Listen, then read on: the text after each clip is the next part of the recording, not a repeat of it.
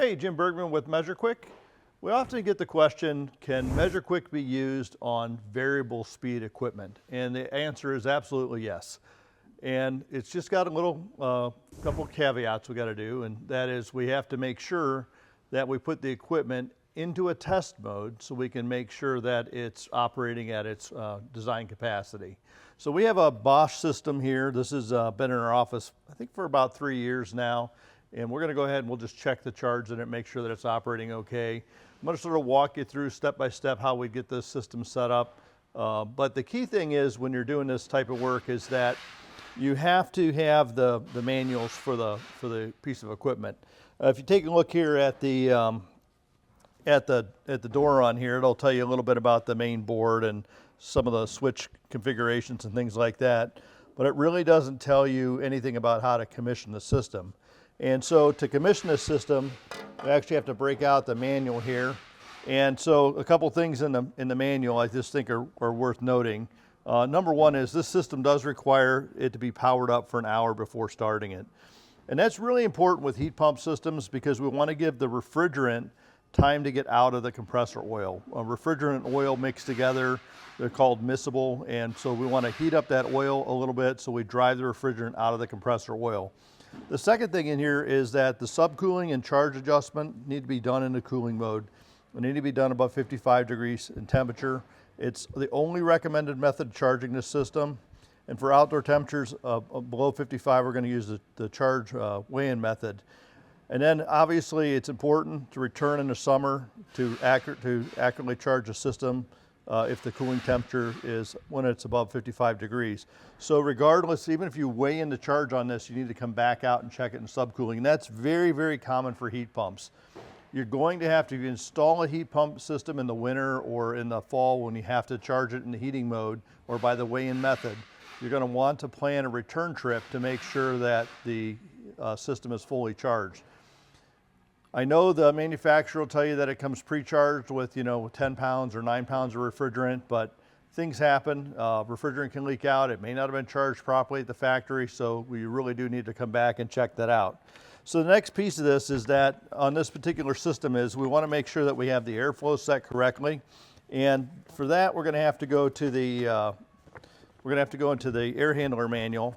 And so we're going to go ahead and we're going to set this thing up. I got to do a couple things. I need to first of all turn it to cooling. We're going to turn it down below the room set point temperature. We'll come back here. We'll check the airflow on the air handler, and we'll make sure that that's set. Then I'll show you how we'll put it in test mode, and we'll go through and do a charging process. All right, so we're going to go ahead and we're just going to real quickly check our air handler, verify that our metering device is a TXV. And just take a look at our cleanliness of our blower and filter and things like that. So I'm going to I'll come over here just so you guys can take a peek inside this air handler here. This has got a constant torque motor on here, so it's a multi-speed motor. We can see that we have multiple fan speeds, so pay attention. Tap 1 is your low, 2 is your medium high. We have this set up now for low speed on here so we can reduce the capacity a little bit and do better dehumidification. The other thing I want you to look down here is down at the very bottom there. If you look deep inside, you'll see a TXV, thermostatic expansion valve down there. This is a non-adjustable TXV. The top little piece of wire you come see off the top, that's a sensing bulb. That's located right here where my finger's at, right? We want to make sure that that sensing bulb is tight, so usually I'll push on that sensing bulb. This is the external equalizer line right here. So we're measuring pressure here, we're measuring temperature here. You want to have that insulated, you want to make sure that's tight on there.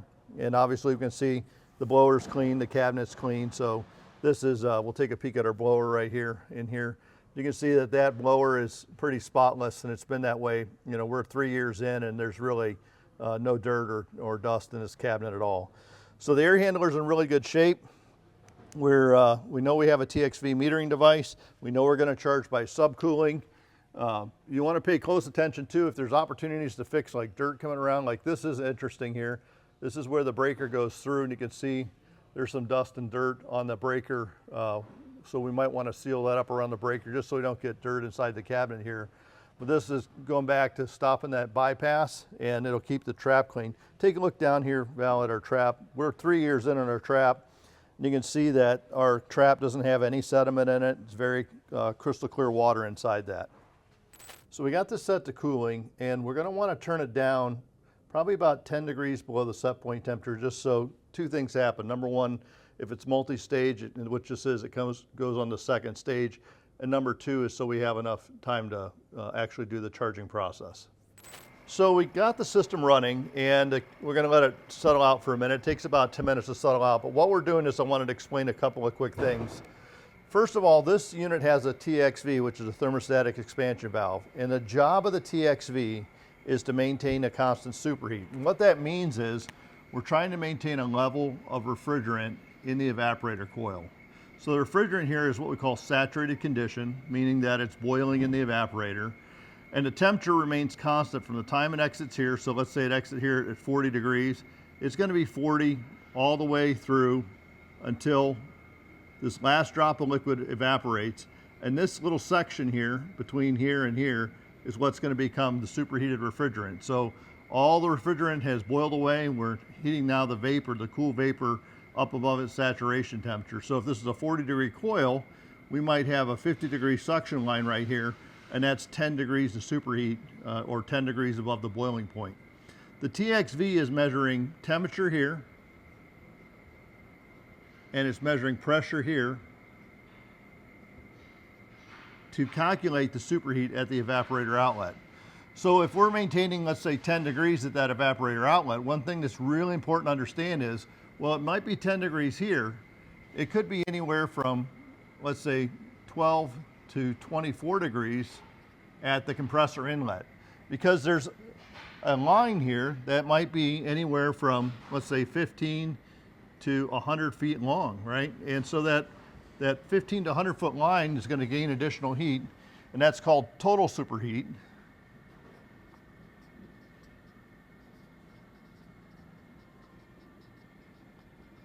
Versus evaporator superheat, which is here at the outlet, right?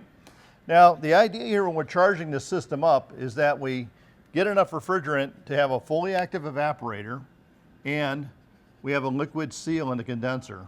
So in the condenser, when the gas comes out, it's going to do three things. It's going to de-superheat, saturate, and then at this point, all the liquids turn, and we're going to actually, in this little section here, between here and here, is what we call subcool. So this is our subcooled liquid. We're gonna turn that to a liquid, and we want to make sure that we're providing 100% liquid to that metering device. And again, we require about 10 degrees of subcooling. We'll check with the manufacturer's target on here, but typically about 10 degrees of subcooling. And that's going to allow for this pressure drop in this liquid line to make sure that we still have enough liquid refrigerant when we enter the TXV. So the pressure on this evaporator coil, by the way, is 100% driven by the evaporator fan volume of air and return air temperature. So that's what's going to dictate the pressure. The TXV has nothing to do with pressure. Its job is to control superheat on the valve, right? So pretty simple. And so what we're going to do is we're going to get this all set up so that we can maintain that constant superheat. And sorry about the noise in the background. TruTech Tools is running a business over next door to us with a cart that sounds like it came from hell, bouncing down the aisle there, but it's going to go away in a second here. But we've got this whole system set up. We got the refrigerant balanced out, so we got just enough in the condenser, we got just enough in the evaporator coil, and the system will operate perfectly like that. So let's go ahead and we'll take a look over here at the air handler, and we'll go ahead and get our measured airflow, make sure we have enough airflow, and then we'll continue on with the charging process. All right, so now that we've got the system up and running, we're going to go ahead and we're going to check the air handler on the high fan speed because we want to charge this at its full capacity. This is a variable speed piece of equipment with adjustable dip switch settings, so I can set this for 2 ton or 3 ton. I have it set up as a 2-ton system because we have a relatively small office. It also has flexibility on the airflow, so I have this set up right now at about 600 CFM airflow. You can see here we're about 0.18 inches of static, and at 0.18 inches of static, we're somewhere between 647 and 604, probably around 612 CFM airflow. So the airflow is good to go, and we're going to go ahead and now we'll put the system in a test mode and get the system settled out and check the rest of the charge. All right, so because this is variable speed, we do need to put in a test mode. So I'm going to press and hold what's called a force switch on this. And you'll see it goes into this little T mode here, which is telling us that it's up to 47 Hertz. And basically what it's going to do is, on this particular one here, is you got a compressor frequency and the force mode cooling. So for 2 ton, it's got to get up to 48 Hertz of operating speed. And that'll mean it's running at a full 2 ton capacity. If it was switched to 3 ton, it would go all the way up to 72, but what it does is frequency limit to limit the capacity on the machine. So now we got to let this run for a few minutes, and while it's running, I'll go ahead and deploy the probes, and we'll see how the subcooling looks on the system. All right, so I'm going to go ahead and put these JB probes on, and we'll just loosen up both sides here. And these probes are have really become my go-to recently. And I tell you what I like about them is I like the displays on here. So these have, what I'm doing here is I've got a core tool on here. You can see it's reading 0 PSI on there right now. But I've got a Schrader core depressor, and so what these really allow us to do is a couple things: adjust the probe this way, and then adjust it so I can read the display easily on the probe. And obviously they're low loss fittings, so we don't have to worry about losing any refrigerant as we put these things on there. So I'm going to go ahead and get this guy installed, snug it up, and then I'm just going to open up our probe. You can see now I got 116 pounds on that side, and we'll get the other side in. Get my little cord out of the way here. Make sure that's back seated. And we'll run that in. And I've got my 243 there on my liquid line. Get a clamp here on the liquid line, a clamp here on the suction line, and we'll start getting the temperature measurements out there. Now I've got these probes marked here. I always mark my probes so I can see my return air, my supply air, and my outdoor air. So I'm going to take my outdoor air probe here. We'll put it down here. We want to get air towards the bottom of the condenser. Then we'll go inside and we'll put our 2 probes indoors. So one of the big advantages of these probes, obviously they've got the magnetics, but the displays are really nice because you can get wet bulb, dry bulb, relative humidity, all on the same probe and on the display. And it's just handy to know when things are changing, or be able to do a little visual inspection without having to necessarily use the application. All right, so let's go back out here, and we'll just see how things are starting to settle out.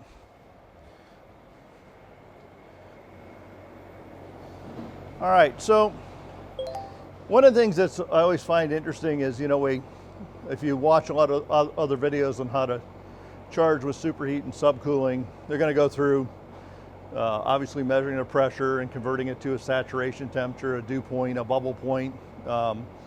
You have to remember duper-heat and bub-cool to remember if you use superheat or subcooling, what side of the system it's on. Look at a temperature pressure chart. We don't have to do all those things with measureQuick.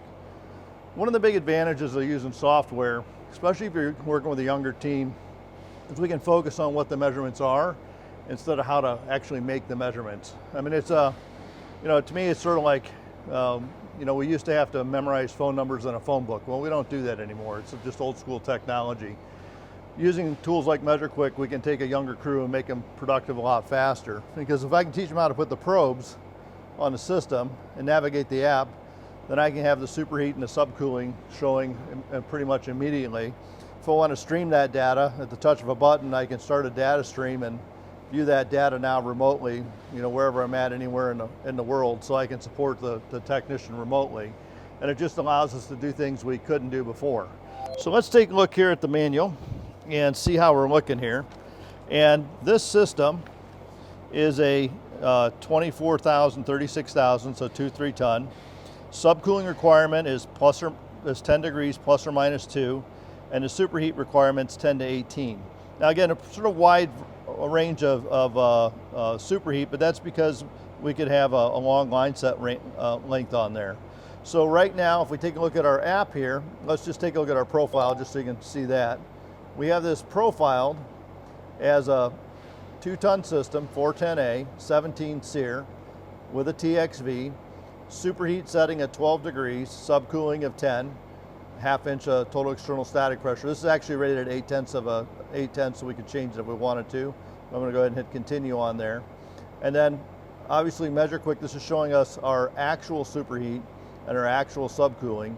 So we're at 11.5 degrees of actual superheat and 10 degrees of actual subcooling. We're not quite stabilized yet, so we're going to let that run for a few minutes until it stabilizes and check it. And you can see things are looking pretty good the way that they are. Now, if our subcooling was low, what we would want to do is add refrigerant to increase the subcooling. So we'd add a small amount of refrigerant, the subcooling will come up. If the subcooling was too high, we'd remove refrigerant to drop the subcooling back down. What we're doing here, let's go back over to the board for just a minute while this is stabilizing. When we add refrigerant, we're more or less stacking it in the condenser. So if we were to fill the refrigerant level up to here, right, we have more time for that refrigerant to cool off down to the ambient temperature. So the coldest this refrigerant could get is down to 80 degrees, right?